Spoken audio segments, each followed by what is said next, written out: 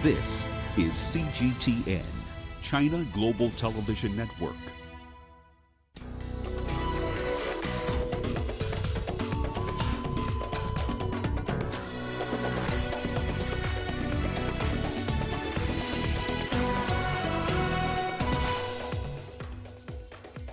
Moroccan migrants clash with police as hundreds try to force their way into Spanish territory. Malawi destroys 20,000 doses of expired COVID-19 vaccines. And Interpol ramps up efforts to fight Nigeria internet scams.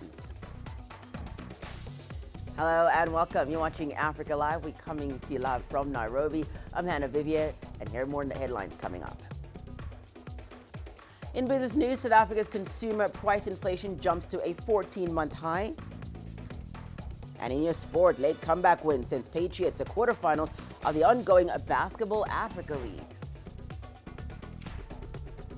We'll begin the hour with our continued coverage of the migrant crisis in the Spanish enclave of Ceuta.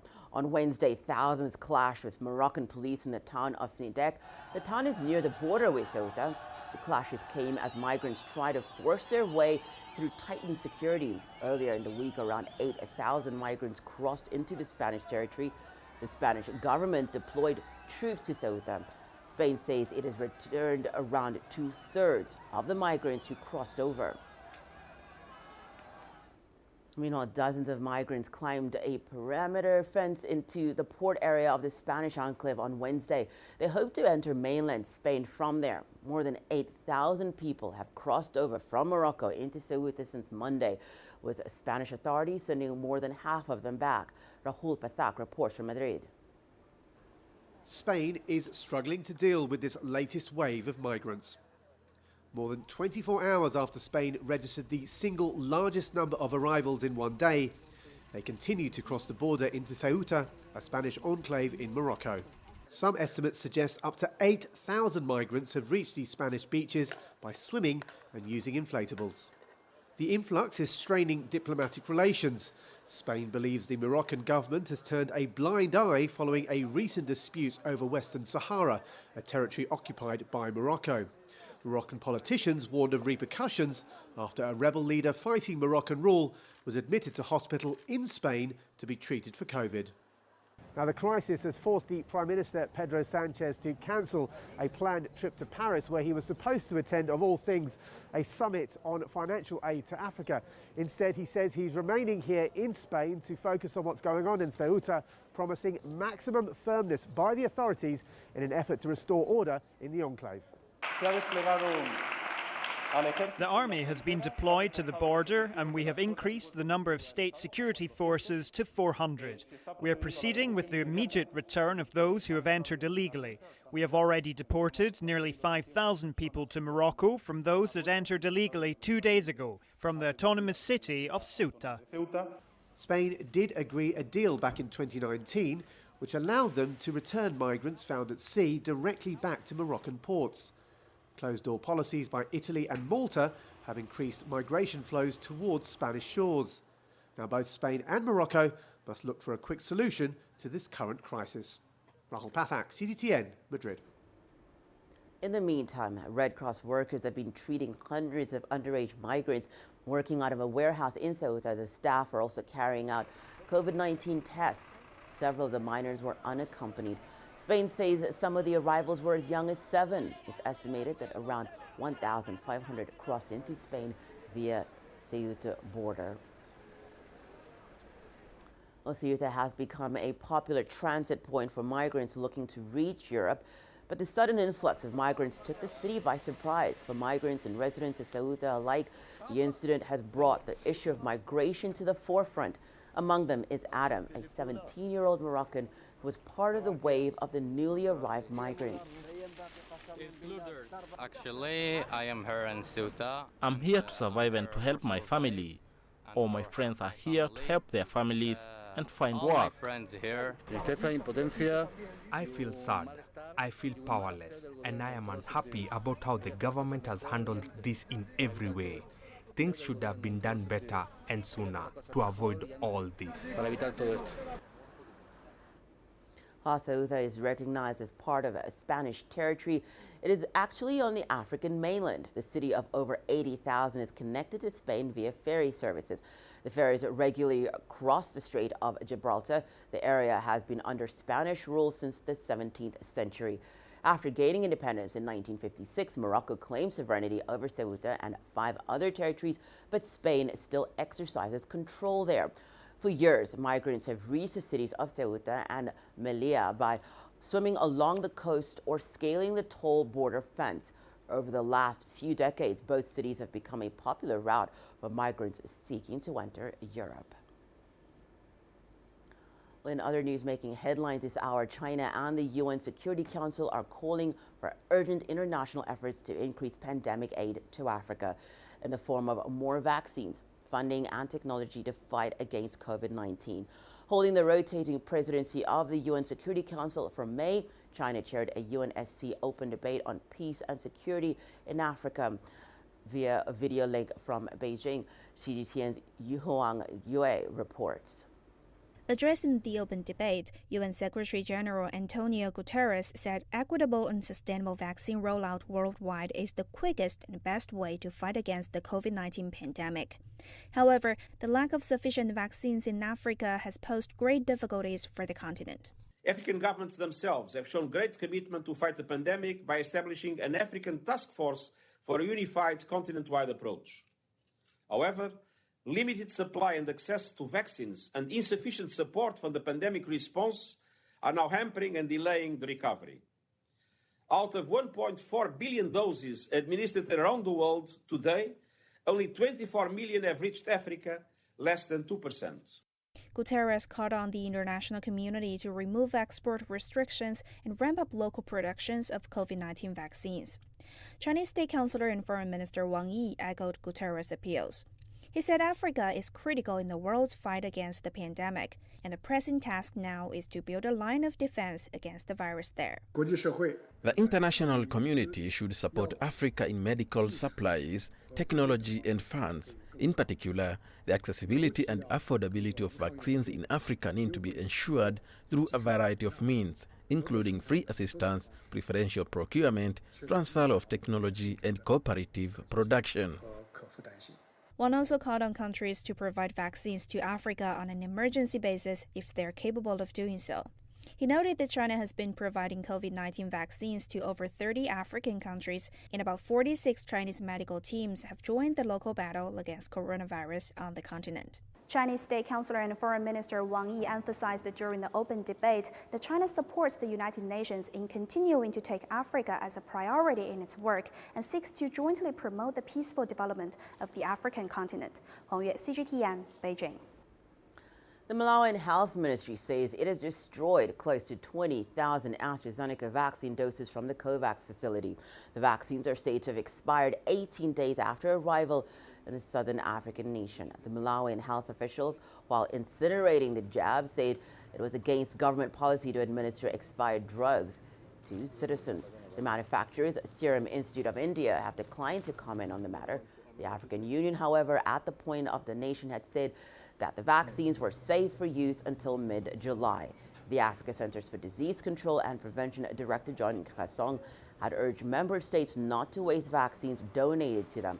Malawi says that 80% of the 102,000 doses batch had already been administered to its population. We didn't want to throw away even a single vial, but because the vaccines were expired, we couldn't keep them in the system. A statement came from WHO which said, no, even if it was expired, we still could use it. But as a country, we had already made a decision that we're not going to use any expired vaccine because literally it is against the policy, our government policy in terms of issues of expired drugs. So it is not just about the AstraZeneca vaccine. Well, we're staying on the issue of vaccines, and the European Union has put forward a plan it believes will help boost production and availability of COVID-19 vaccines more effectively. This is to avert the proposed waiver of patent rights now backed by the United States. The EU will present the plan to the World Trade Organization members in early June. Nogutula Chabalala has more. Developed countries are under pressure to agree to waive intellectual property rights for vaccines and treatments. On Wednesday, the European Union put forward a plan that it says will boost production and availability of COVID-19 vaccines around the world. At this crucial moment, universal and fair access to vaccines and treatments must be the global community's #1 priority. The single most effective way to achieve this is clear. We need to continue to ramp up production. We need to share vaccines wider and faster, and we need to make vaccines affordable. In a debate on global vaccine access, the EU says its plan will help ensure greater access to COVID-19 vaccines. The Commission intends to present soon a proposal to the WTO focusing on 3 components. First, trade facilitation and disciplines on export restrictions. Second, expansion of production, including through pledges by vaccine producers and developers. And third, clarification and facilitation of TRIPS agreement flexibilities relating to compulsory licenses. On Monday, the World Health Organization warned about what it terms as vaccine apartheid. That's because poorer countries, which make up half the global population, have only received 17% of the COVID-19 vaccines currently available. We're also open to examining other options as long as they contribute to the objective of expanding production and facilitating equitable access to vaccines and therapeutics. In this respect, the EU is ready to engage constructively to examine the extent to which proposals related to a targeted and time-limited waiver from intellectual property rights contribute towards these objectives. Since October, countries like India and South Africa have urged the World Trade Organization members to lift intellectual property rights to vaccines as a way of ensuring the world gets adequate supplies of jabs. Debate around the issue erupted last week when US President Joe Biden supported the idea. Noktula Shabalala, CGTN. India has recorded over 3,800 COVID-19 deaths today, with 276,000 new cases. The country broke the world record for daily COVID-19 deaths on Wednesday, with more than 4,500 fatalities. The daily death toll rose in recent days as cases spread to rural districts with poor health facilities. Ravinda Bawa has more in Ranchi. After almost 9 days of above 4,000 deaths in the country, we are seeing a little dip in the number of deaths, and there are different reasons which have been cited by the experts in terms of recording the deaths. In reporting deaths from various states and compiling these numbers, and that's one of the major factors which we see becomes the reason for delayed counting and reporting. And the numbers rising is also because now the infection has spread in the rural areas, which does not have enough medical facilities, and people are unable to get the right kind of treatment at the right time, and there is a loss of life, loss of loved ones. We have seen images of mass funerals, mass cremations here in India in the month of April as well as in the beginning of May. And now we are seeing the new reports which are coming from the rural areas that there are dead bodies floating in the river Ganges because the families do not have either money to cremate or they do not want to touch their loved ones because of the fear of infection, and these bodies are given water burials and thrown into the river, and that's what has been reported in the last few days. So it is an unfortunate situation on the ground, basically because of lack of proper medical facilities. People are losing their lives, and definitely the new strain of the virus is much more aggressive than what we had seen earlier, which is causing a direct attack into the lungs of people, and they are losing their lives because of loss of oxygen. Let's now revisit that story we had on the European Union's plan, which it believes is going to boost production and availability of COVID-19 vaccines. And for more on that story, we're now joined by Dr. Bharat Pankania. He is a senior clinical lecturer at the University of Exeter's Medical School. Thank you so much for joining us, Doctor. Doctor, the European Union says its plan will be more efficient than an overall patent waiver on available vaccines. What are your thoughts on this? Well, I think the European Union is again, stalling is the best answer I can give, because if they were suddenly going to increase production and release of export orders and enable the vaccines to be exported to Africa, why have they not done it thus far? They're only doing it after President Biden from the United States said we're going to waive the patents.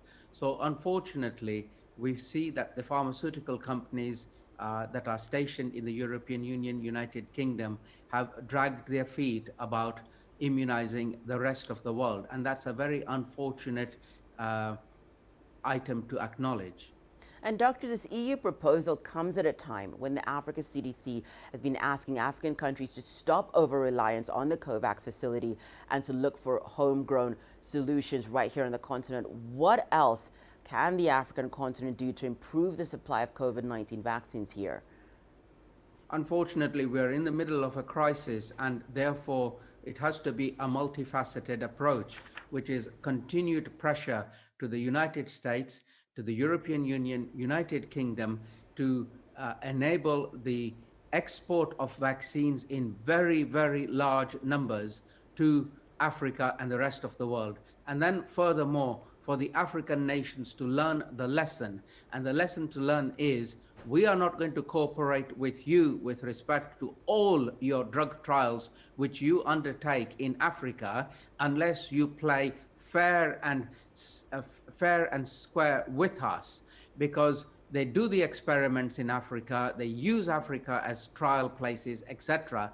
But when it comes to delivering cheap, reliable, usable vaccines in large numbers, they drag their feet. Such pertinent thoughts you have there. Thank you so much for your input, Dr. Pankania. He is a senior clinical lecturer at the University of Exeter's Medical School. Let's now take a short break and return. More news making headlines, including Interpol ramps up efforts to fight Nigeria internet scams. And Tanzania has a new plan to put pregnant teenagers back in school. We have those details after the break.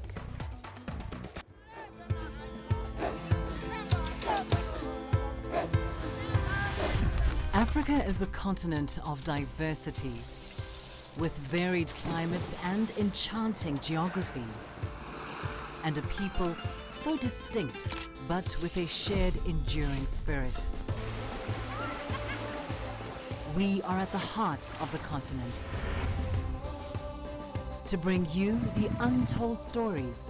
Let's have a look. We celebrate Africa as it shapes its own destiny. Aden, Shawishi, Tunis, Cairo, Syria, Juba, Johannesburg, Ethiopia, Tanzania. Africa Live. Find your voice.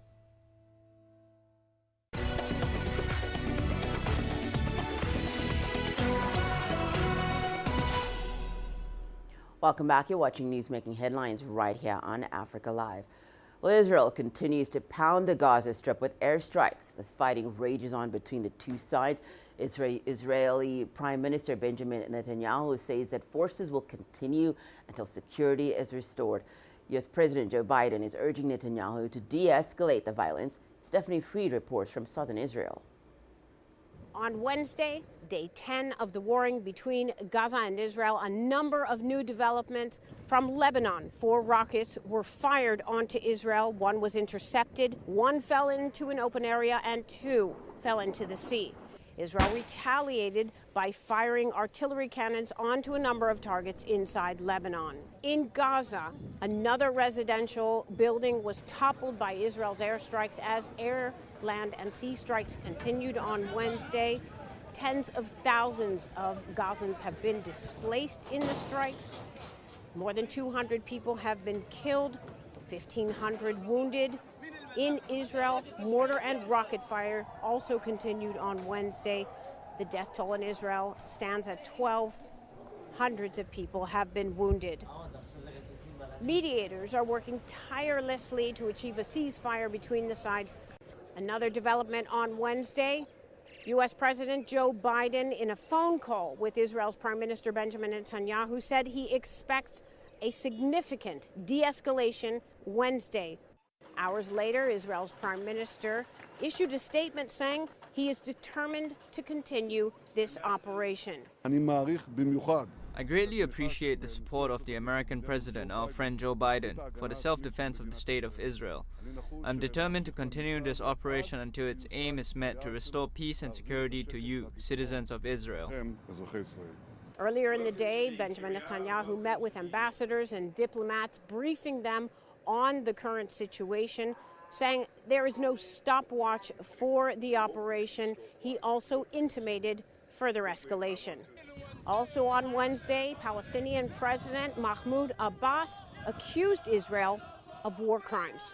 German Foreign Minister Heiko Maas is expected to arrive in Israel on Thursday. His plan is to shuttle between Jerusalem and Ramallah in an attempt to reach a ceasefire agreement between the sides. Stephanie Fried, CGTN, Southern Israel. A senior Hamas official says that he foresees a ceasefire within days. The comments came as the latest conflict between Israel and Hamas entered its 11th day. Hamas political official Musa Abu Mursuk told a Lebanese TV station that he expected a ceasefire to be reached within a day or two. An Egyptian security source says that two sides had agreed in principle to a ceasefire, but the source then say that the details were still being negotiated in secret talks facilitated by mediators. Meanwhile, Israeli warplanes have launched fresh strikes on Gaza, while Palestinians have continued to fire more rockets. Our correspondent in Gaza looks back at the events of the past few days. On Sunday, Musa Abu Marzouk, the deputy head of the Hamas political bureau abroad, said, "In any case, if it happens, the ceasefire will be on our conditions of the Palestinian resistance, not on conditions of Israeli occupation." All occupation measures against our people in Sheikh Jarrah and Jerusalem must be stopped, as well as all forms of aggression in the Gaza Strip. It is our right to live in freedom and dignity, like the rest of the peoples of the region. We have the right to resist the occupation. This is a legitimate matter which goes against international law. Therefore, pressure must be placed on the Israeli occupation in order to stop all forms of aggression against our people. According to Hamas, the conditions for a ceasefire in Gaza have been laid out in 4 basic points. The exit of the Israeli police from around the Al-Aqsa Mosque, giving Palestinians the freedom to pray, stopping all efforts to displace the residents of the Sheikh Jarrah neighborhood in East Jerusalem, the release of detainees arrested in recent clashes in the West Bank, and the end of Israeli attacks on Gaza. The enemy will not be able to impose its conditions on us. If they had the power to impose their conditions, the battle would have stopped from the first day. As the Palestinian factions have said, we are ready to continue the battle for the next 6 months. We have been under siege and starving for 15 years. Then came the first, second, and third aggressions. Yet they could not make Gaza kneel and surrender, so we have no choice but to continue our resistance. And in New York on Tuesday, France filed a resolution draft calling for an end to the violence with the UN Security Council, coordinating with Egypt and Jordan. The US blocked attempts to issue a joint statement, although it has called for a truce. Israel and Palestinian militants have exchanged missile strikes since May 10th, following mounting Palestinian anger over the threatened evacuation of families from their homes in East Jerusalem. Nur Harazin, CGTN, Gaza. Let's head over to East Africa, where in Kenya, the new Lamu port is set to start its operations on Thursday. Kenyan President Uhuru Kenyatta is expected to witness the opening of the port. The facility is set to have a total of 342 berths upon completion. The first phase of the project, consisting of 3 berths, has been constructed by the China Communications Construction Company. The Lamu port in coastal Kenya is part of the government's infrastructure project under its Vision 2030. It is also part of the Lamu Port South Sudan-Ethiopia transport corridor. Well, Interpol recently announced that it was creating a new cybercrime operations desk to boost the capacity of 49 African countries to fight cybercrime. One of those countries is Nigeria, where the level of cybercrime-related criminal activity is among the highest in the world. The announcement by the international police body comes at a time when authorities in Nigeria are also stepping up their fight against cybercrime. CGTN's Deji Badmos has the details.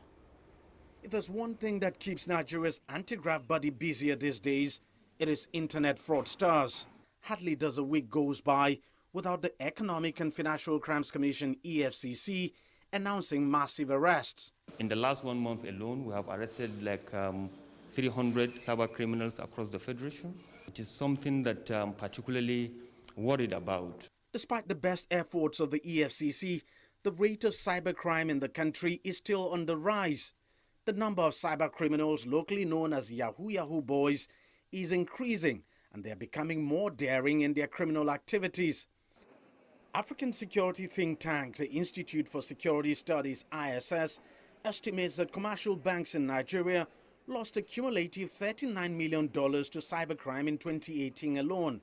Law enforcement and the judicial system is one of the key reasons why cybercrime continues to grow across the country.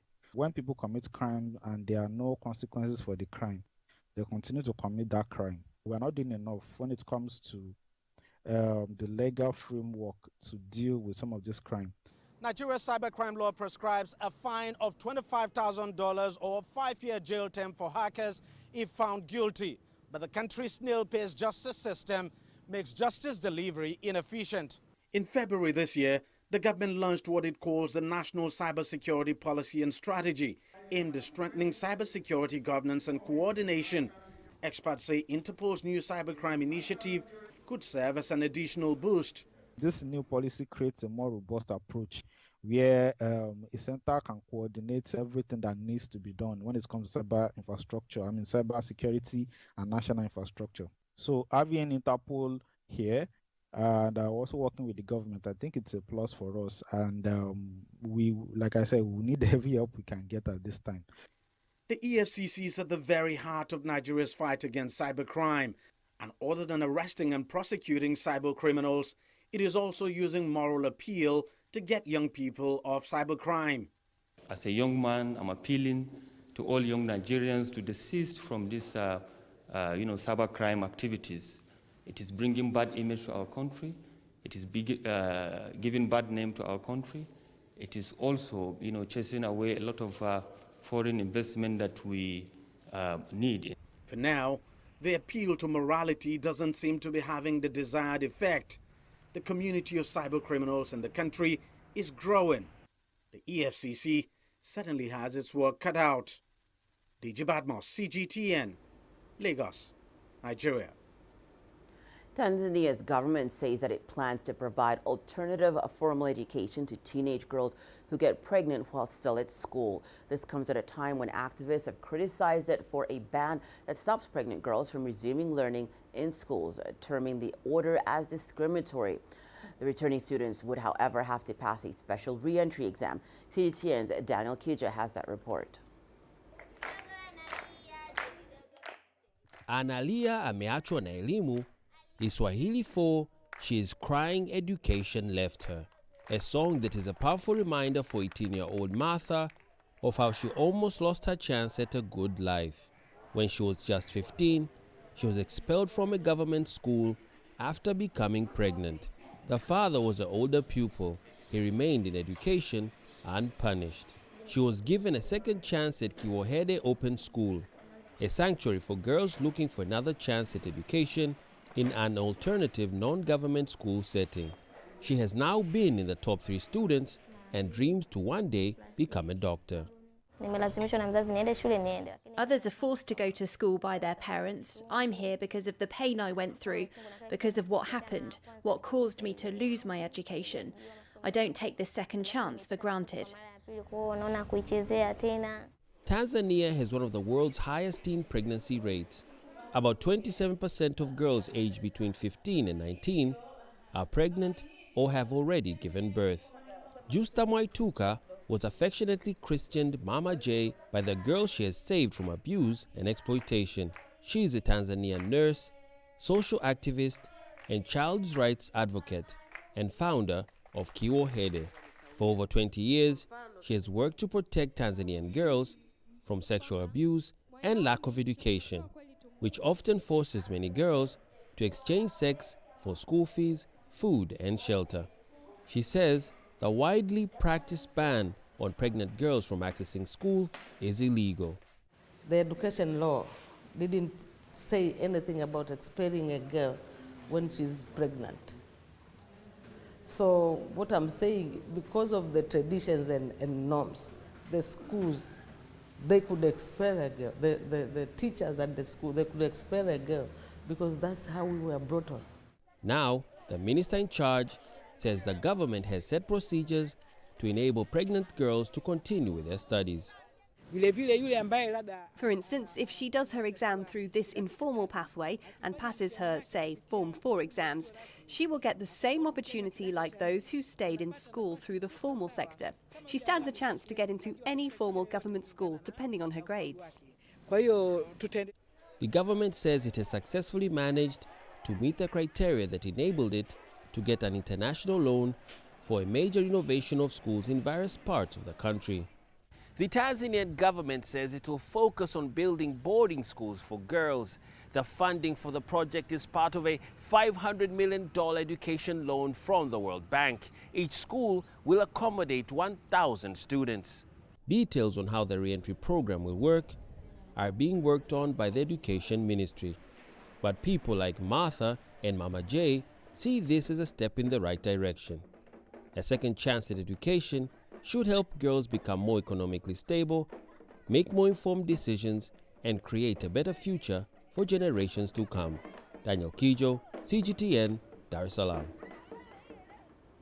Your business news is coming up after the break. Here's what you can expect. South Africa's consumer price inflation jumps to a 14-month high. Africa is the nexus of enterprise, and global business will tell you why it matters. From the mega investment projects to multi-billion-dollar mergers and acquisitions. Africa today collects, just in terms of revenues from taxes alone, $545 billion a year. If you take 10% of that and you devote it to the energy sector, problem solved. All this on Global Business, weekdays at this time on CGTN.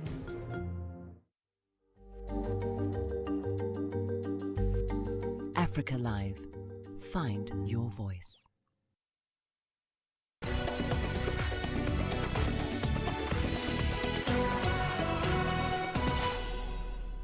Time now for the business news. South Africa's annual consumer price inflation accelerated to a 14-month high of 4.4% in April from 3.2% in March. According to stats, they say the reading is the highest since the coronavirus lockdown measures were imposed in April of 2020. It falls just short of the midpoint of the central bank's target range of between 3% and 6% annual inflation. The increase was driven by higher transport prices, which are up 10.6% compared to a year ago. Fuel prices also reached their highest level on record, while the cost of food and non-alcoholic beverages increased by 6.3% year on year. South Africa's Monetary Policy Committee is expected to leave the benchmark rate unchanged at 3.5% this week. Governor Lesetja Kganyago says last month that policymakers would continue to maintain an accommodative stance to boost economic recovery in South Africa. Well, key South African data suggests that a marginal increase in output in the first quarter after the economy contracted the most in a century in 2020 due to the coronavirus pandemic. Manufacturing and mining production and retail sales rose slightly in the 3 months through March compared with the previous quarter. The country was at the so-called virus alert level 3 for part of that first quarter. The stats agency is scheduled to publish GDP data for the first quarter on June the 8th, when it will drop the focus on annualized growth and change the base year for the data to 2015 from 2010. After shrinking 7% as the virus ravaged output and disrupted trade in 2020, the economy is expected to recover off the low base this year. The National Treasury sees expansion of just about 4%, but only estimates a GDP recovering to pre-pandemic levels in late 2023. Well, elsewhere, Zambia says it's close to reaching a deal with the International Monetary Fund. Africa is the first pandemic-era sovereign defaulter seeking to reach a deal on an economic program with a Washington-based lender. The deal is crucial to the government's plans to restructure as much as $12.7 billion of external debt and boost foreign exchange reserves. Zambian international reserves that were at $1.2 billion at the end of March are now close to record lows. The kwacha is also depreciating against the dollar, making it the second worst performing African currency over the past 12 months. The depreciation has contributed to the annual inflation rate surging to a 5-year high, according to forecasts from the Bank of Zambia. Annual inflation will average 21.9% in 2021 and 16.7% next year. Well, the airline industry is expected to make staggering losses of $47.7 billion in 2021 as the COVID-19 pandemic continues to weigh heavily on it. That's according to a report from the International Air Transport Association. Government-imposed travel restrictions continue to dampen the strong underlying demand for international travel. Despite this grim outlook, though, industry revenues are expected to grow by 23% to $458 billion compared to $372 billion, which is generated in 2020. However, this year's number is 55% of the $838 billion generated back in 2019. Airlines are also expected to make significant losses this year because of challenges in containing new coronavirus variants. Well, Tunisia's president has called for the cancellation of debts for poor countries. He was speaking at a summit of financing African economies at the invitation of French President Emmanuel Macron. African countries are facing a budget financing gap, while the external debt crisis has become a major obstacle to a sustainable economic recovery. Well, Adnan Shiwashi now reports. Tunisian President Kais Saied pleaded for the cancellation of the debts of poor countries. He also stressed the importance of the theme of the summit, which reflects the development and economic challenges that the African continent faces, especially due to the spread of COVID-19. The cancellation of the debts is necessary.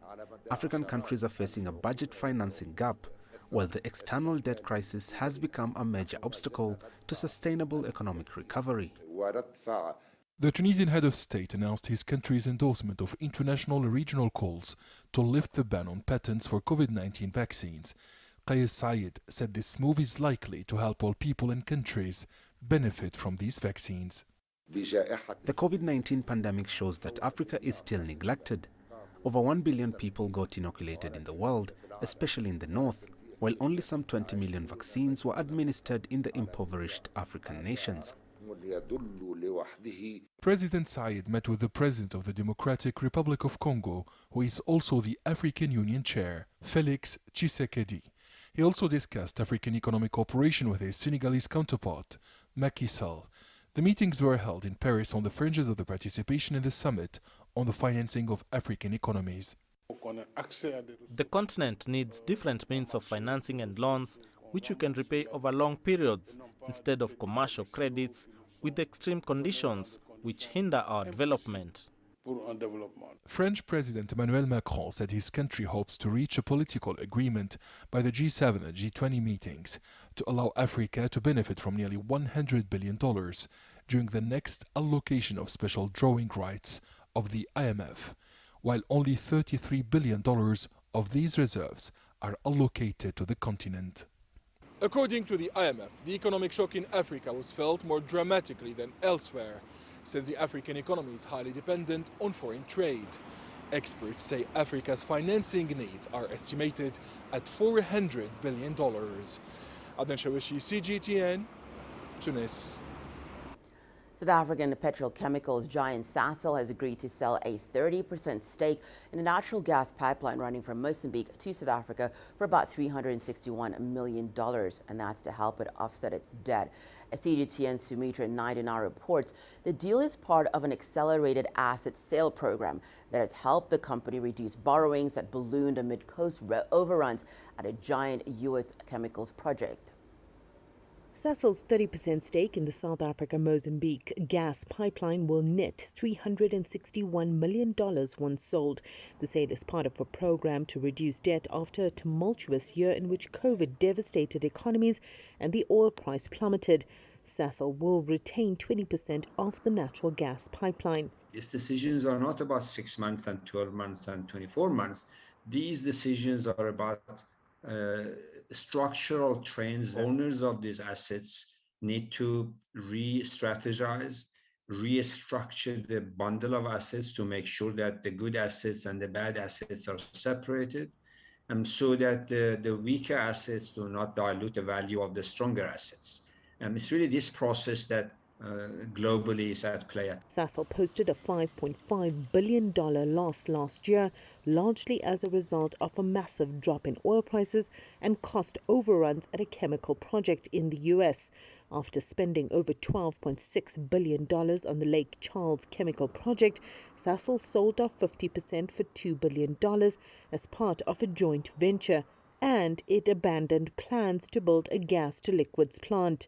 I'm not that confident that these new gas mega project will get off the ground. I'm sure that there's a long-term future for gas still. It's not going to end tomorrow.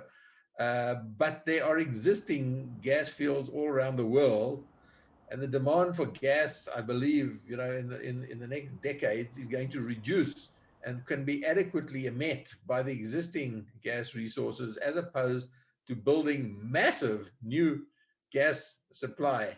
SASOL will retain full ownership of the project in the U.S.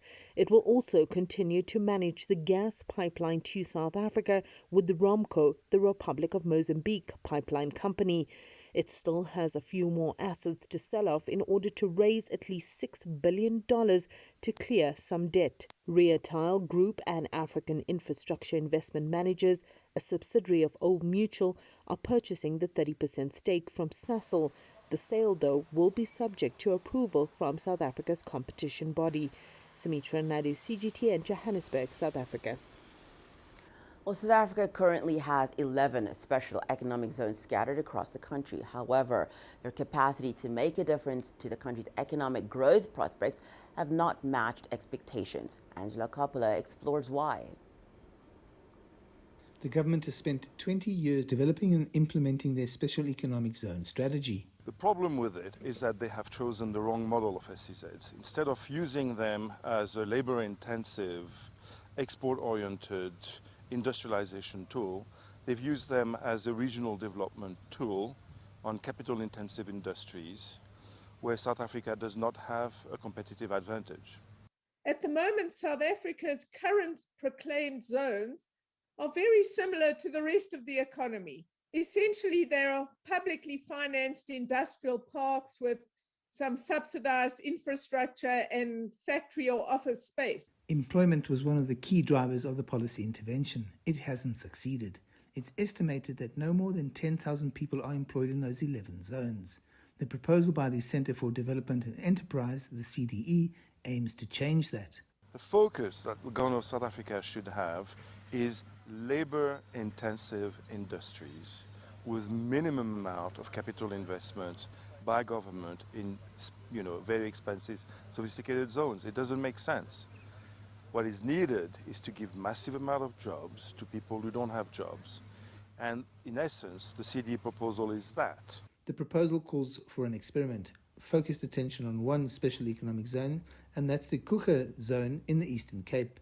It would comply with basic health and safety standards, but it would allow individual factories to negotiate with their workers about piecework, about hours of work, and a range of other things. They would pay the national minimum wage, and we are requesting that the expanded tax incentive for first-time workers is expanded to all workers. All products coming out of the zone would be for export only. What the city is proposing is to make sure that these industries that would locate in what are effectively export processing zones of the old type do not compete with the domestic market, local economy. It's common cause that the special economic zone policy of government hasn't worked. It's now time for a new plan. and it's got to be enacted quickly. I'm Angelo Coppola for CGTN in Johannesburg, South Africa. Well, let's turn our attention to Zimbabwe now, where Huawei is set to kick off its annual Seeds for the Future program. Geared towards undergraduate university students, the company aims to develop local ICT talent. The Seeds for the Future program is part of Huawei's corporate social responsibility initiative. Running from May 24th to the 31st, it looks to nurture young ICT professionals. We believe it is crucial that global companies like ourselves should partner with universities in skills transfer, because in this way we will enable Zimbabwe universities to provide the skilled workforce which the employers want, and this will drive the continued transformation of economy. This year, 30 Zimbabwean university students have been chosen to take part in the event. It will be held virtually for the second year due to the COVID-19 pandemic. Surely, learning about these technologies from the very best will boost our profiles higher than we've ever dreamt of. This year's program will explore the latest developments in artificial intelligence, cloud computing, 5G, and other advancements. Several dignitaries were on hand to comment about the upcoming event.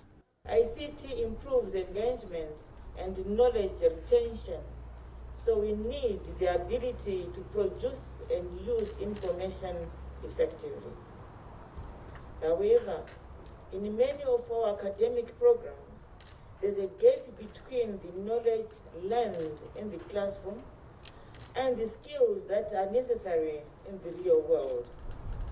Through the Seeds for the Future program, Huawei helps resolve this problem.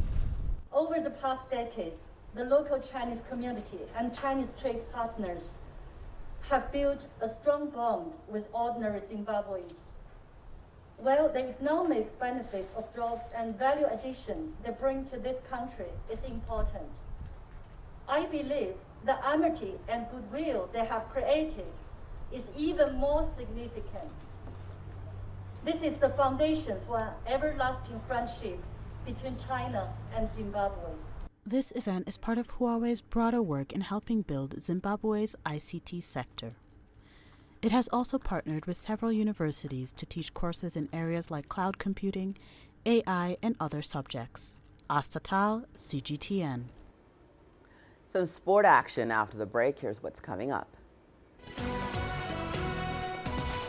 Late comeback win sends Patriots to the quarterfinals of the ongoing Basketball Africa